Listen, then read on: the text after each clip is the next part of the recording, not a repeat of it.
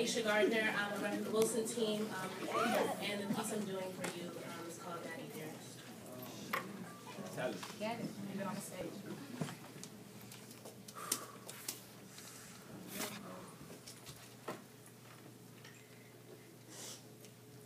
There was a time once ago where I saw you as Daddy Dearest.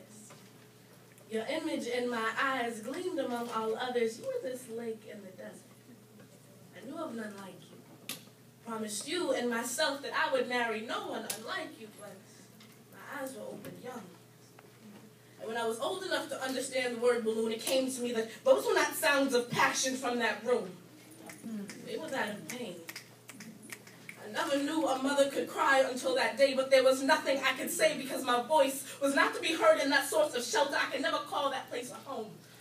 The ill thought of returning soon chilled a 3-year-old to the bone, and as I laid me down to sleep, a goddess would ease my pain with the sweeping of my forehead, and I played afraid so she'd stay, so she wouldn't have to lay next to you. She knelt beside me and found peace in dreams. I often opened weary eyes to check on her.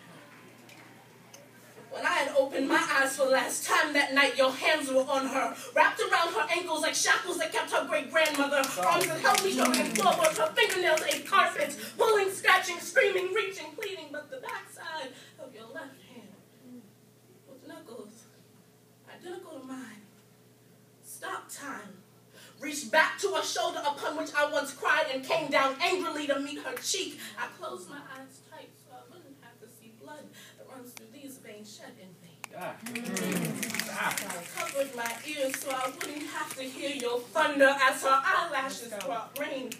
And after encounter, and sight after sight, and fight after fight, and fight after fight, the 6-year-old me just wanted to take flight. And I stood in that windowsill overlooking your favorite patio. Hold me now, I'm 6 seconds from the plunge.